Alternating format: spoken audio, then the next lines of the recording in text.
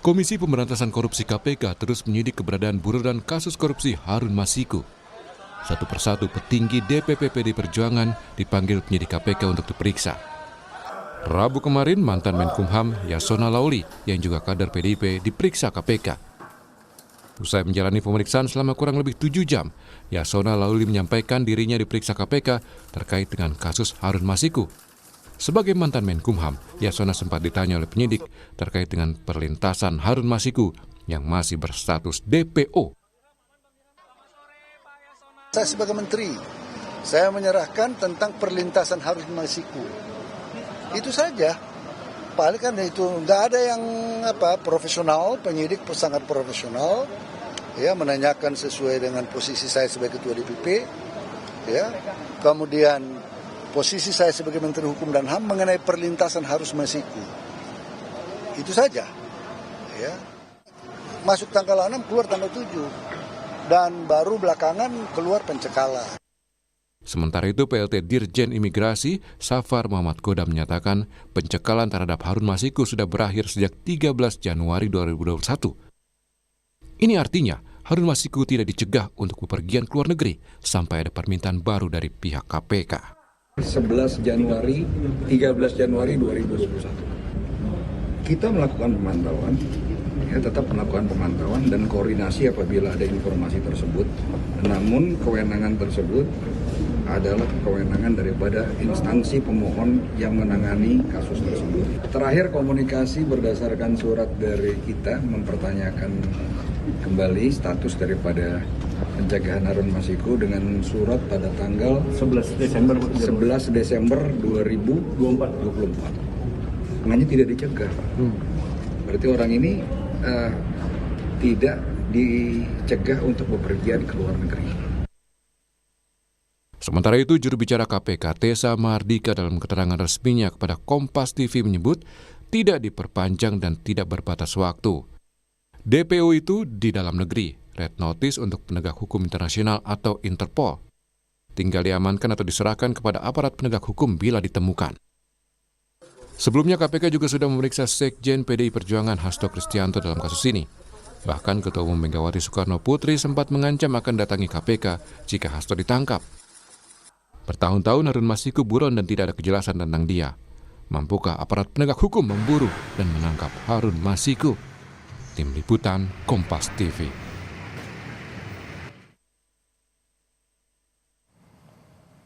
Saudara, Komisi Pemberantasan Korupsi KPK bersama instansi lainnya mengklaim terus berusaha untuk memburu buronan kasus korupsi Harun Masiku.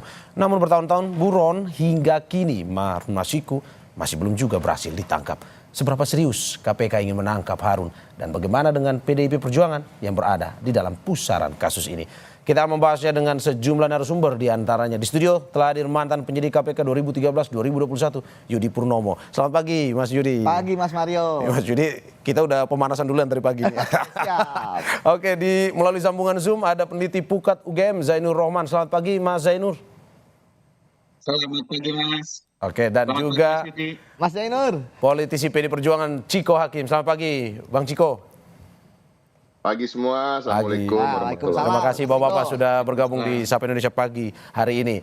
Saya ke Mas Yudi. Mas Yudi, melihat ini 4,5 tahun ya akhirnya. 5 tahun Januari nanti. Ya. Harun Masiku menghiasi media kita nih ya kan, viral. Serius gak sih KPK sebenarnya menangkap Harun Masiku? Kalau saya lihat ada 2 fase ya. Terkait dengan perburuan Harun Masiku ini. Ya. Pertama ketika fasenya Firly Bahuri ketika masih menjadi ketua KPK saat itu, ya tidak ada gebrakan yang berarti yang saya lihat ya. Kemudian yang kedua ya ketika kemudian kepemimpinan KPK berganti ke tangannya Pak Nawawi, di situ kemudian ternyata kita juga baru tahu terjadi pergantian Kasatgas Penyidikan ya, di mana sebelumnya ketika Rosa Purwobekti waktu itu dipulangkan ketika dia menjadi penyelidik pada saat OTT dan kemudian ketika dia melakukan penggeledahan dan serangkaian, kita baru tahu bahwa ternyata dia ketika kembali ke KPK ternyata ditunjuk menjadi Kasatgasnya. Dan kemudian ketika dia melakukan upaya untuk melakukan pencarian Harun Masiku, saya lihat sebenarnya terlambat ya. Karena Harun Masiku tentu sudah menghilang jauh. Psikologis seorang buronan koruptor yang kabur itu adalah 1 tahun ya. Tapi kemudian ada yang menarik ya dari serangkaian tindakan dia. Kemarin ada rilis ya foto dari Harun Masiku yang terbaru ya menurut KPK. Yang saya lihat kok di dalam bayangan saya seharusnya kan ada perubahan. Nah, Ya, ini dari wajah ini ya. Harun Masiku yang terbaru itu, karena pengalaman saya. Tapi tidak ada perubahan ini ya? Ketika ada perubahan saya menarik loh. Harun Masiku berarti berani sekali dia di luar sana bersembunyi, tetapi dia tidak mengubah ya tampilannya karena ingat loh tadi Mas sampaikan kan hampir 5 tahun kita selalu membahas jadi headline. Oke. Ya, Anda mau mengatakan tidak merubah ini mau melecehkan pihak-pihak yang ingin menangkapnya atau gimana sebenarnya? Ya pertama satu sisi ya seperti tadi mengejek ini loh soal saya Harun Masiku yang sebenarnya gitu kan. Kemudian yang kedua berarti ada keberanian dari Harun Masiku kan fotonya di mana-mana. Dan yang ketiga yang menarik ketika merilis ini artinya kan KPK sudah mempunyai informasi terkait dengan kondisi terbaru. Kenapa hanya merilis foto? Ya saya berharap sebenarnya Harun Masiku kan ditangkap. Ketika Harun Masiku ditangkap artinya perdebatan mengenai apakah ini politis, apakah ini pesanan, itu kan pasti akan tuntas. Karena Mas, kalau bicara mengenai politisi yang terkait kasus korupsi, ketika zaman saya kita bukan hanya Harun Masiku, ketua umum partai loh, ya kan kita tangkap, sekjen partai, ya politisi-politisi di DPR. Artinya tuduhan-tuduhan politik pasti selalu ada, namun itu hanya bisa dijawab dengan cara menuntaskan kasus ini. Ketika dia tidak tuntas, yang terjadi adalah kasus ini akan selalu ada. Dan yang menarik memang yang tidak bisa dipungkiri bahwa KPK pun ketika kemudian melakukan perburuan itu seperti naik turun, ya kan, melakukan penggeledahan, nanti berhenti dulu, nanti pemeriksaan saksi. Menurut saya inilah seharusnya yang harus dijawab oleh KPK untuk kemudian mengerahkan, bagi saya sepertiga penyidiknya lah, bahkan untuk memburu Harun Masiku khusus ini. Kalau tidak, nanti habis pemeriksaan Pak Yasona, nanti pasti akan adem lagi prediksi saya. Gitu Bang, sebagai mantan penyidik KPK, Anda melihat bahwa KPK kemarin merilis foto terbaru yang berarti bahwa tahu kondisinya. Sebenarnya KPK ini tahu lokasinya, tahu kondisinya sebagai mantan penyidik KPK. Mungkin masih menunggu nih, tarik ulur dulu untuk menangkap. Atau sebenarnya benar-benar tidak tahu nih sebenarnya? Ya, bagi saya ya, penyidik itu kan tidak bicara. Ya, tetapi penyidik itu berbicara dengan bukan hanya dengan mulutnya, berbicara dengan pekerjaannya, dengan kegiatannya. Ketika kemudian kemarin saya mendengar dari Pak Yasona terkait dengan pemeriksaan dia, saya melihat KPK buntu untuk mencari Harun Masiku. Buntu berarti? Buntu. Namun ya saya melihat kenapa saya katakan buntu, karena KPK kembali ke titik nol. Ada 2 hal yang ditanyakan ya setidaknya kepada Pak Yasona ya terkait dengan formil ya pada saat proses Harun Masiku ingin menjadi DPR ya, permintaan fatwa dan sebagainya. Kemudian yang kedua terkait dengan pelintasan. Nah, ketika kembali ke titik nol, kemudian seharusnya kan penyidik itu mempunyai bukti formil ya terkait dengan data lintasan, bahkan sebenarnya kan data terkait dengan ke MA dan sebagainya kan juga bisa didapatkan lah ya. Jauh ke tahun 2020 ya. Nah, artinya penyidik ingin mencoba mencari jalan yang lain. Apakah jalannya itu adalah upaya untuk merintangi penyidikan? Ya kan terkait dengan Harun Masiku, ya itu tentu menurut saya itulah cara nalar yang paling baik ya. Kembali lagi ke tadi masalah Harun Masiku belum ketangkap, bahkan kemudian KPK mempunyai foto rilisnya. Itu yang saya sesalkan gitu ya. Mengapa merilis foto tersebut? Karena ini akan kontroversi bahwa benar yang dikatakan oleh Mas, pasti publik loh. Itu kok udah ada fotonya kapan ditangkap? Ini kan udah bukan OTT lagi. Ingat loh, sudah ada springkap. Ya kan, seperti penangkapan, udah ada buronan, nggak perlu lagi moto-moto ataupun dan lain sebagainya. Itu sudah saatnya untuk menangkap seperti itu. Ini ada politis atau tidak, saya tanyakan ke Bang Ciko. Bang Ciko, bagaimana pandangan PDIP terkait dengan ini Harun Masiku yang masih terus menjadi buron hingga saat ini? Yang pertama kami ingin sampaikan, kami di PDI Perjuangan selalu menjunjung tinggi pemberantasan korupsi di negara ini, dan kami mendukung segala upaya untuk institusi negara, baik itu institusi hukum ataupun lainnya, untuk juga menyelesaikan dan menuntaskan permasalahan-permasalahan yang terkait dengan korupsi ini. Yang kedua kemudian kami harapannya tentu agar supaya semua institusi yang terkait dengan hukum tidak melakukan tindakan-tindakan yang sifatnya lebih politis atau lebih mengarah untuk mendiskreditkan partai politik atau sosok-sosok politik dan lain-lain. Namun kami mengapresiasi apa yang tetap dilakukan oleh institusi hukum untuk kemudian menuntaskan setiap kasus, dan kami juga menyampaikan apa yang senada dengan disampaikan oleh Pak Yasona Lawli kemarin, bahwa sikap dari para penyidik cukup profesional dan beliau juga menyampaikan apa-apa yang ditanyakan kepada beliau. Tapi saya juga cukup setuju dengan apa yang disampaikan oleh Mas Yudi Purnomo, karena pertanyaan-pertanyaannya rasa-rasanya apa yang disampaikan oleh Pak Yasona itu adalah sesuatu yang bisa ditanyakan di tempat lain atau bisa diselidiki dari tempat lain. Nah, terkait dengan permintaan fatwa tadi bisa ke Mahkamah Agung, terkait dengan pelintasan itu juga bisa mengecek rekor ataupun data, dan termasuk data dari internal. Kan tadi juga disampaikan permintaan untuk mencekal atau mencegah tangkal siapapun itu, buronan atau orang-orang yang terlibat pada kasus korupsi, itu adalah wewenang dari KPK yang seharusnya memintakan untuk dilakukan pencekalan. Jadi tapi tetap kami berusaha untuk berpikir positif, namun tentu dengan kewaspadaan dan juga mengingatkan agar institusi hukum di negeri ini tidak terseret-seret dalam pertikaian politik yang sedang terjadi di antara insan-insan politik maupun institusi-institusi politik. Oke, Bang Ciko, PDIP kecewakan dalam arti bahwa ini serius atau tidak nih sebenarnya menangkap Harun Masiku? Karena kemarin sempat dikatakan bahwa Harun Masiku kok lebih populer dibandingkan buronan KPK Kirana Kotama alias Timing yang sejak 2017 dicari ini.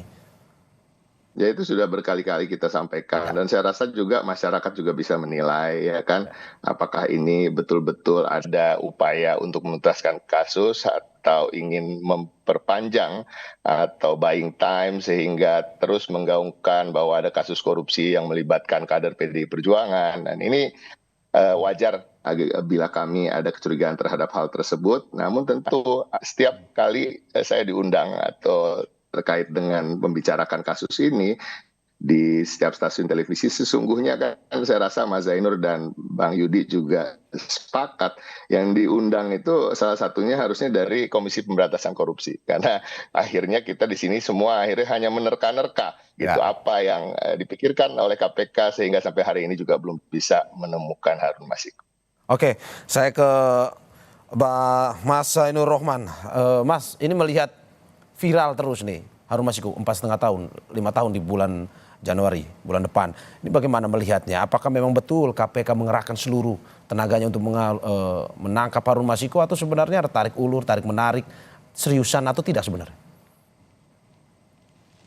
Ya, ini kalau justice delayed, justice denied ya. Kalau keadilan itu tertunda-tunda, keadilannya menjadi tertolak. Kepastian hukumnya menjadi sangat rendah dan bisa berdampak kemana-mana, timbul dugaan-dugaan, prasangka-prasangka yang tidak perlu. Juga menurut saya bisa merugikan banyak pihak, merugikan nama baik KPK, orang-orang yang bekerja di KPK, bisa merugikan partai politik, rekan-rekan Pak Ciko, bisa merugikan masyarakat juga. Yang kita harapkan KPK segeralah untuk tangkap agar ada kepastian hukum soal siapa saja nanti yang harus bertanggung jawab secara hukum, yaitu sesuai dengan kadar perbuatan masing-masing, begitu ya. Nah, kalau tadi pertanyaannya apakah KPK mengeluarkan segala daya dan upaya untuk melakukan penangkapan, ya jelas tidak. Mengapa? Karena KPK itu punya track record panjang di dalam melakukan penangkapan. Zaman Mas Yudi, zaman sebelumnya itu misalnya dulu mengejar Nazarudin, lari ke Singapura, loncat ke Kolombia, Amerika Selatan tuh, bayangkan, negara yang cukup seram gitu ya. Tetapi ternyata juga bisa dilakukan penangkapan. Atau ketika misalnya terkait dengan sosok politisi atau eks pejabat tinggi keluarganya, misalnya Nunun Nurbaiti gitu ya. Nunun Nurbaiti ini lari ke negara di ASEAN, itu juga bisa dipulangkan dan bisa diproses secara hukum dengan profesional. Artinya secara portofolio KPK punya rekam jejak yang baik di dalam memulangkan buron-buron yang kabur ke luar negeri. Meskipun belum semuanya ditangkap ya, sampai sekarang misalnya Paulus Thanos terkait dengan iktp maupun ada banyak tersangka-tersangka lain yang masih di luar negeri memang masih ada. Tetapi biasanya itu terkait dengan perjanjian timbal balik yang masih problematik antara Indonesia dengan negara tempat bersembunyi. Nah, khusus untuk Harun Masiku ini saya lihat memang dari awal ini ada aspek-aspek non-hukum yang berpengaruh terhadap jalannya perkara ini. Oke, Mas Saya Zainur, melihat Anda mau sebenarnya bilang ada bahwa dua perkara yang potensial. Oke, Mas Zainur, Anda mau bilang bahwa ini sengaja tidak dioptimalkan penangkapan Harun Masiku oleh KPK karena ada alasan khusus. Begitu maksud Anda? Kemudian kita curiganya begitu dari awal begitu ya.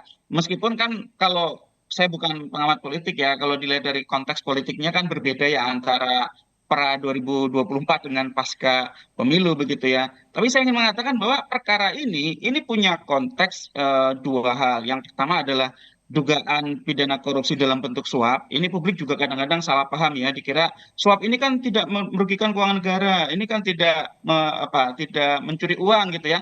Suap itu tidak pidana yang sangat merusak, dia multiplier effect dan itu harus diberantas gitu ya. Itu merupakan tidak pidana sehingga harus ada penegakan yang keras. Yang kedua, saya pernah baca banyak informasi termasuk pernah juga diangkat oleh sebuah media majalah yang sangat dipercaya oleh publik begitu ya. Ada indikasi terjadinya obstruction of justice di dalam melakukan pengejaran terhadap Harun Masiku ini, yaitu upaya menghalang-halangi penyidikan. Dan ini sampai sekarang juga tidak diungkap oleh KPK. Harun Masiku ini benarkah lari sendiri atau Harun Masiku mendapatkan bantuan dalam bentuk apapun gitu ya dari orang-orang lain? Itu tugas dari penyidik untuk melakukan pendalaman investigasi sehingga dua perkara, yaitu perkara korupsi asalnya yaitu tindak pidana suap dan yang kedua adalah dugaan tindak pidana penghalang-halangan terhadap upaya penyidikan, ini harus diproses secara jelas, secara tuntas. Nah ini yang sebenarnya ditunggu oleh publik dan kita sudah sangat lelah ya, hampir 5 tahun mendengar drama dari KPK seperti ini dan kemudian akhirnya publik mengalami penurunan kepercayaan kepada KPK bahkan kepada sistem penegakan hukum. Kasus yang sebenarnya sangat sederhana, profil pelakunya juga bukan profil yang sangat tinggi, tetapi kemudian seakan-akan ini menjadi kasus yang rumit begitu ya. Nah, ini menurut saya sudah waktunya lah diakhiri dan seret ke depan meja hijau biar semuanya terungkap secara utuh, tidak ada yang ditutup-tutupi, biar sistem hukum dan keadilan yang bekerja. Oke, saya ke Mas Yudi. Mas Yudi, ini katanya non teknis, non hukumnya ini lebih besar juga di dalam proses penangkapan oleh KPK. Memang begitukah sebenarnya di KPK itu gimana? Ya sebenarnya sih yang terjadi bagi saya ini memang suatu keanehan ya, suatu anomali ya, bahwa keseriusan untuk mengejar terjadi ketika akhir ini. Kita tahu bahkan ketika ternyata Pak Wahyu Setiawan bebas bersyarat ya, sudah bebas gitu ya. Padahal dia adalah penerima suap yang hukumannya lebih besar, ya ancamannya bahkan lebih tinggi dari yang memberikan.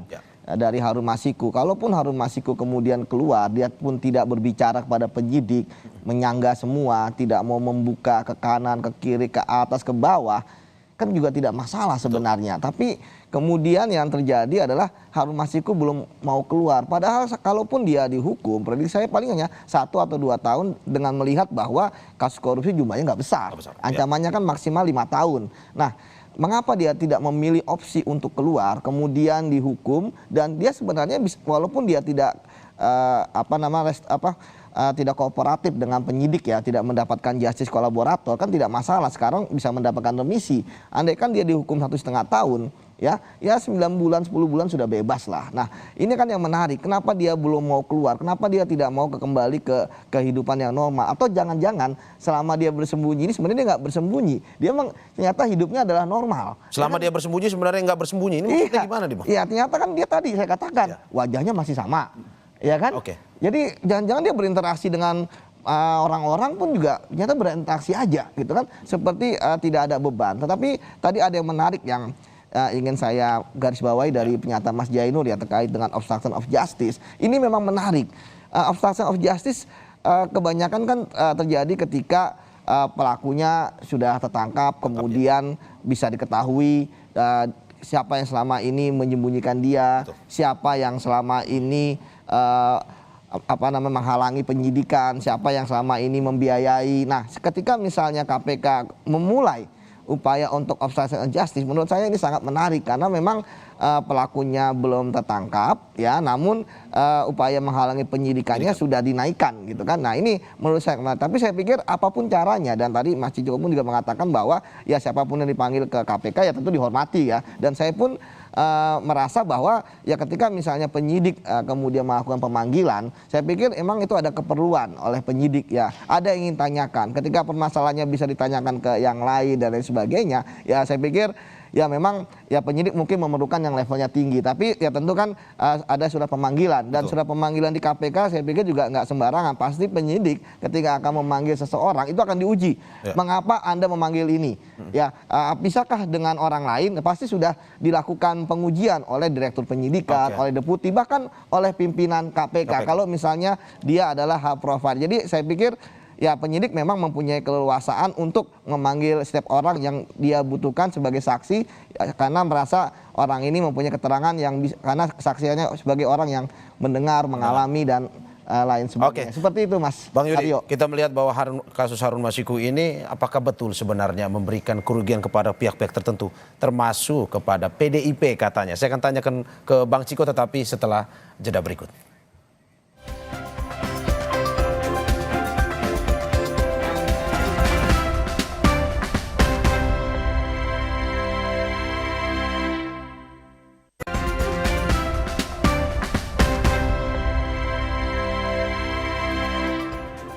Terima kasih saudara karena masih di Indonesia Pagi bersama saya, Mario Sarong. Kita masih bersama narasumber yang sudah bersama kita. Ada mantan penyidik KPK Yudi Purnomo, ada Pukat UGM Zainur Rohman, dan politisi PD Perjuangan Ciko Hakim. Saya ke Bang Ciko sesuai janji. Bang Ciko, tadi sedikit bocoran bahwa kami sudah mencoba mengundang pihak KPK, tetapi hingga saat ini memang masih belum bersedia untuk hadir. Sehingga kita tetap jalankan diskusi. Oke Bang, kalau melihat dari kasus sampai saat ini, di era digital sampai saat ini, tadi Mas Zainur sudah mengatakan bahwa KPK punya track record sebenarnya untuk menangkap, dan punya track record yang bagus, histori yang bagus dalam menangkap para buron ini. Dari PDIP sendiri melihat bahwa di era digital ini seharusnya bisa lebih cepat nggak? Dan sebenarnya ini mungkin saja, apakah mungkin merugikan PDIP ditarik ulur seperti ini?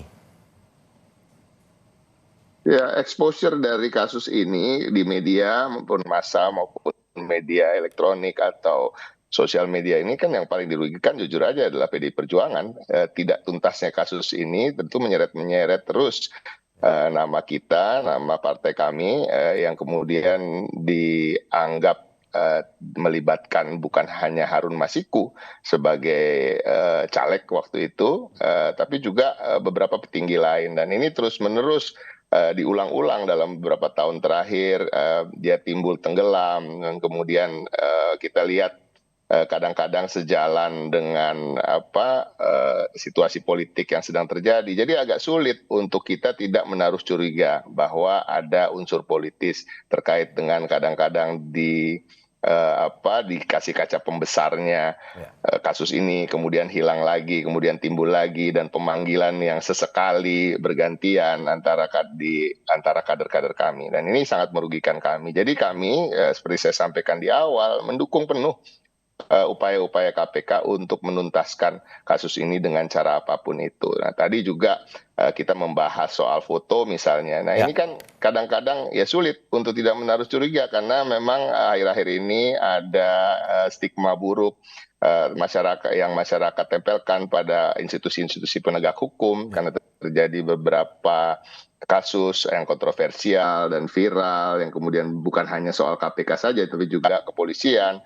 yang kemudian masyarakat juga tingkat kepercayaannya menurun. Nah, kita bicara soal foto tadi misalnya, tadi juga disinggung oleh Mas Yudi, tentunya sebagai seorang mantan penyidik sangat paham terkait dengan psikologis seorang buronan, ya kemudian kok fotonya sama antara 5 tahun lalu dengan sekarang, tidak mengubah penampilan atau tidak berubah sama sekali penampilannya. Nah, jangan-jangan kan pertanyaannya adalah bukan bermaksud menuduh, tapi rasa-rasanya agak sulit untuk tidak bertanya apakah itu jangan-jangan foto lama dibilang foto baru, ya kan, biar ada berita aja seakan-akan memang KPK betul-betul bekerja dan betul-betul mencari tahu dan lain-lain. Juga terkait dengan bagaimana kasus ini ke depannya, kami harapannya tetap sama, bahwa segera untuk dituntaskan karena pihak yang betul-betul dirugikan adalah PDI Perjuangan gitu. Dan beberapa kali kan selalu dipasang foto dari yang bersangkutan dengan mengenakan jaket dari PDI Perjuangan. Nah,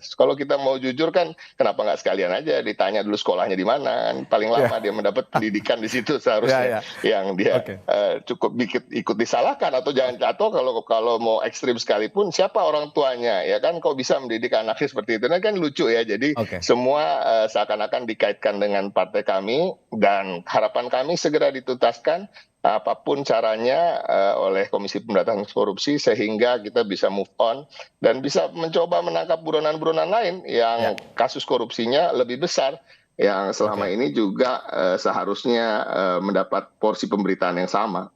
Oke, Bang, apakah memang karena kecurigaan ini bahwa ini sebenarnya ini kok ke PDIP sekali tujuannya atau targetnya ini? Apakah pada akhirnya Ketua Umum Anda, Ibu Megawati Soekarno Putri pada akhirnya memberikan ini pernah mengatakan jika Hasto ditangkap saya akan ikut bersama. Nah, apakah memang karena ini atau gimana? Ya, kalau pernyataan Ibu itu dan pernyataan kader-kader terkait dengan itu tentunya satu berangkat dari keyakinan kami bahwa Pak Hasto Kristianto, Sekjen PDI Perjuangan tidak terlibat dalam kasus ini dan tidak seperti yang disangkakan atau dibicarakan di media massa atau di tengah-tengah masyarakat dan dilempar isu-isu terkait keterlibatan beliau. Jadi itu satu. Yang kedua tentu kami juga ingin mengingatkan dan cara-caranya Ibu kan mungkin dengan kita cara komunikasinya berbeda, tapi pada prinsipnya adalah untuk mengingatkan bahwa KPK untuk bertindak secara profesional dan tidak terseret-seret dalam arus politik terkait dengan pertimbangan untuk menyelesaikan sebuah kasus. Oke, saya ke Mas Zainur. Mas Zainur melihat bahwa ini ada pihak yang merasa dirugikan juga, ini partai PDI Perjuangan. Anda melihat bahwa memang sebenarnya KPK, apakah memang dalam kerja-kerjanya bisa non teknisnya lebih kurang dibandingkan dengan penyebab politiknya sebenarnya atau bagaimana? Ya, ini memang pembahasan soal independensi KPK ya. Kami selalu katakan bahwa KPK mengalami degradasi independensi yang sangat drastis pasca revisi Undang-Undang KPK dalam Undang-Undang 19 2019. Pegawainya menjadi ASN dan seterusnya. Yang kedua, ketika KPK itu didominasi oleh unsur penegak hukum lain. Ya, kita tahu banget bahwa KPK itu misalnya ada lebih dari 100 polisi, kemudian sekian juga jumlah jaksa atau pegawai negeri yang diperbantukan. Artinya KPK sebagai sebuah lembaga negara yang bersifat independen harusnya itu ternyata tidak benar-benar bisa independen karena justru diisi oleh unsur-unsur eksternal. Yang kedua, ketika KPK di bawah masa kepemimpinan Firly Bahuri itu melakukan banyak sekali tindakan-tindakan yang tidak mencerminkan independensi. Misalnya pemberitaan soal didesakkannya sebuah perkara yang ternyata sebenarnya belum mencukupi alat bukti, tetapi Firly Bahuri menurut informasi yang kita baca begitu ya, itu menginginkan agar itu bisa segera menjadi perkara dan itu kemudian ditolak oleh Deputi Penindakan dan Direktur Penyidikan sendiri. Artinya ini kan kemudian menimbulkan tanda tanya publik. Ada apa di KPK ini? Apakah KPK ternyata bisa di-remote dari luar? Tentu ini sangat berbahaya. Oleh karena itu, di luar kasus Harun Masikunya, kami selalu tekankan agar dikembalikannya independensi KPK dengan cara melakukan revisi kembali Undang-Undang Nomor 19 Tahun 2019 kembali seperti dulu, bahkan harusnya diperkuat agar KPK bisa memenuhi prinsip-prinsip independensi sebagaimana diatur misalnya di dalam Jakarta Principle. KPK sebagai anti corruption agencies itu punya standar-standar di mana harusnya KPK itu misalnya tidak di bawah pemerintah, tidak diisi oleh PNS, tidak diisi oleh penegak hukum lain. KPK punya kemandirian di dalam melaksanakan kewenangannya, di dalam anggarannya, di dalam sumber dayanya, dan seterusnya gitu. Itu idealnya begitu. Tetapi kan kemudian selama 5 tahun terakhir kita tahu bahwa KPK sangat diduga gitu ya, dapat di-remote dari luar. Akibatnya kemudian dugaan-dugaan prasangka-prasangka publik itu bisa liar kemana-mana dan tidak terelakkan misalnya ketika termasuk KPK menangani perkara ini begitu ya. Oleh karena itu untuk menghindari itu semua, Inilah pentingnya memiliki sebuah lembaga negara pemberantas korupsi yang bersifat independen. Kalau independen, semua pihak yang terkena KPK tidak akan menuduh, tidak akan curiga, tidak akan berprasangka begitu ya. Dan unsur-unsur independensi itu ada di dalam Jakarta Prinsipal, Mas. Itu yang seharusnya Ya. dilakukan oleh pemerintahan baru. Agenda pertama harusnya mengembalikan independensi KPK. Oke, Mas, terkait dengan independensi KPK, Mas Zainur bilang didominasi oleh penegak hukum lain. Ini sebenarnya gimana Anda yang paling tahu karena Anda pernah berada di KPK? Apakah memang pada akhirnya tarik-menarik itu membuat pada akhirnya kinerja KPK ini tidak optimal atau bagaimana sebenarnya? Ya sebenarnya banyak sisi yang bisa dilihat ya. Ketika misalnya kami penyidik itu ada yang berasal dari kepolisian, ada yang kami penyidik internal gitu ya. Kemudian dalam beberapa kasus ada jaksa yang kemudian masuk dalam surat perintah penyidikan. Bagi saya sebenarnya ini adalah penyeimbang untuk situasi saat ini. Karena semuanya tentu akan saling cross check, check and balances. Mengapa? Karena misalnya ketika misalnya ada suatu pesanan, pasti yang lain akan memprotes ya. Yang lain akan kemudian meng-cancel ataupun kemudian juga menolak seperti itu karena yang lain ini siapa misalnya? Ya misalnya kalau bisa ada perintah kepada seseorang gitu kan dari latar belakangnya apapun ya kemudian untuk menaikkan kasus yang lain pasti nggak mau karena Berarti itu terjadi baru tidak satu suara langsung. Ya enggak maksudnya kalau misalnya terjadi yang seperti itu tapi ini kan tidak pasti semua saling mengawasi. Komposisi Satgas saya pikir saat ini adalah sudah bagus ya misalnya kalau Kasatgas dari kepolisian pasti di bawahnya ada dari internal. Kemudian kalau Kasatgasnya adalah internal, ada dari kepolisian. Jadi sebenarnya kalau masalah independensi kan semua saling mengontrol. Tadi saya katakan kontrol ini kan bukan hanya di dalam Satgas, tetapi ada di direktur, ada di deputi, bahkan sampai ke kepimpinan. Jadi kemudian ketika misalnya ada hal-hal yang tadi Mas Jeremy sampaikan, ada perintah misalnya dari pimpinan yang tidak benar pun pasti akan dilawan, termasuk menaikkan kasus yang dia tidak ada buktinya, kemudian naik-naikkan pasti tidak akan direken atau tidak akan, bahkan kita waktu itu melihat dulu ada direktur penyelidikan dipulangkan ya kan seperti sampai ramai ya kan pasti akan ada perlawanan. Nah termasuk juga dari bawah dari penyidik misalnya kalaupun dia mengada-ngada terhadap suatu kasus pasti akan ditolak oleh pimpinan karena kalau di KPK Mas ujung dari semua penyidikan itu pasti di pimpinan apakah ini akan seperti apa dan sebagainya. Jadi bohong ketika misalnya dikatakan ini adalah liar dan sebagainya. Enggak, semua pasti bersatu padu. Misalnya ketika KPK memanggil kemarin Pak Yasona, kemarin Pak Sekjen ya Pak Hasto, itu kan pasti pimpinan juga sudah tahu gitu kan. Jadi menurut saya KPK berarti satu suara dalam hal ini saat ini ya kan. Artinya bahwa ke depannya ya kalau misalnya ini dipertahankan tentu ini akan bagus untuk bisa menangkap Harun Masiku. Tapi kan kemudian pimpinan kali ini kan akan berakhir. Tanggal 20 nanti mereka setijab karena pimpinan yang baru kan sudah dilantik. Kalau misalnya ke depannya saya yakin dengan kondisi yang saat ini buntu ya terkait dengan pencarian Harun Masiku akan bisa ketangkap kalau menurut saya karena 3 hal.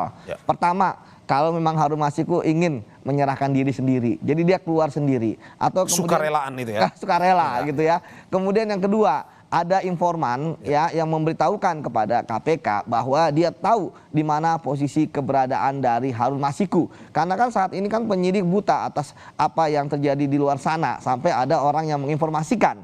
Ya sebetulnya. Dan yang terakhir, jika memang ada orang yang diduga menyembunyikan Harun Masiku, karena saya sampaikan lagi biaya Harun Masiku untuk kabur selama 5 tahun ini kan tentu lebih mahal ya daripada biaya dia untuk menyuap terhadap Wahyu Setiawan ya. Artinya kalau misalnya dikeluarkan oleh orang-orang yang menyembunyikan ini ya tentu Harun Masiku akan ketangkap. Tapi kalau misalnya nggak ketangkap, saya setuju dengan Mas Cico, pasti akan selalu ini akan diangkat-angkat. Apalagi kan pimpinan kali ini kan 5 tahun ya. Jadi kalau 5 tahun ke depan ya tidak ditangkap juga Harun Masiku, saya nggak kebayang. Tapi kan Anda bilang tadi kalau misalkan meskipun sukarelawan Harun Masiku menyerahkan diri, kalau pimpinannya tidak punya keinginan untuk atau ada tarik menarik dengan unsur politis, ya Harun Masiku tidak akan bisa tertangkap. Ya kalau misalnya menangkap, ya saya pikir kan bisa saja gitu kan, karena memang sudah disampaikan kepada informasinya itu tidak bisa untuk tidak ditangkap.